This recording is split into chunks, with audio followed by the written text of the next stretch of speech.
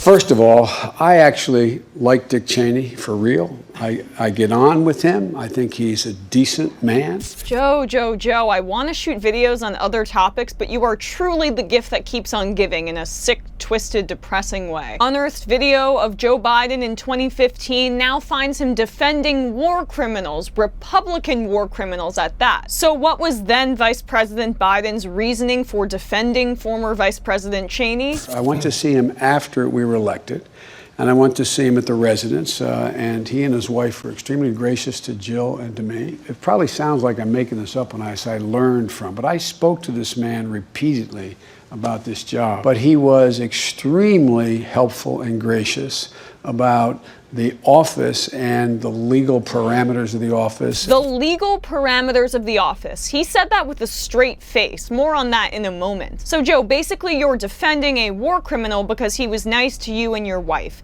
Think about that for a second. Think about how self-centered you'd have to be. Think about how disconnected that makes you seem, despite the fact that Cheney waged an illegal war that killed thousands of Americans and hundreds of thousands of Iraqis, and lied doing so. You think he's a good man because he was super helpful to you when you took over his job? Here's a reminder of what Cheney did while he was vice president, and you can decide whether or not he's a reputable authority on the legal parameters of the vice presidential office. Dick Cheney used the Iraq War to enrich himself and his former employer, Halliburton, which was the top U.S. contractor during the war. Cheney still held stock in the company as American soldiers died in a war that he knew was illegal and built on a lie. In 2002, after the White House leaked a story to the New York Times falsely claiming that Iraq had bought aluminum tubes intended for use in centrifuges to enrich uranium, Cheney appeared on NBC's Meet the Press to cite the report as evidence that Saddam Hussein was pursuing nuclear weapons. Saddam Hussein never had nuclear weapons, never produced nuclear weapons. He repeatedly dismissed human rights groups that raised concerns over the use of torture by the CIA. In 2011, an unrepentant Cheney continued to defend what he called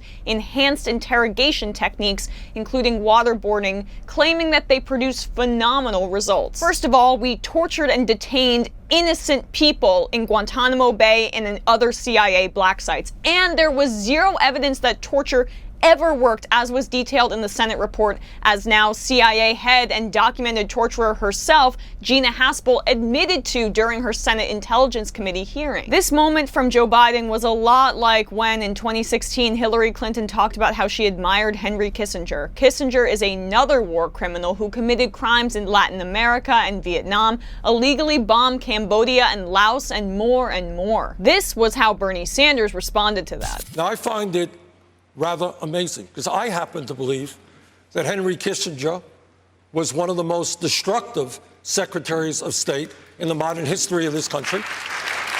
I am proud to say that Henry Kissinger is not my friend. I foresee a moment in the coming debates where Bernie goes, "I am proud to say that Dick Cheney is not my friend." Write it in ink. Because Biden's candidacy is just Hillary Clinton 2.0. Both are centrist corporatists who are open about having some things in common with the Republicans and just think the ruling class is awesome, and whose entire candidacy is based on zero ideas except Donald Trump is bad. Remember how that worked out last time? Unfortunately for Biden, he doesn't have the entire political establishment behind him this time like Hillary Clinton did. There are many other establishment candidates in the race who can cut into his polling lead, which I happen to believe is very soft. Many other establishment candidates who don't embrace Dick Cheney, by the way, who had a 13% approval rating when he was leaving office.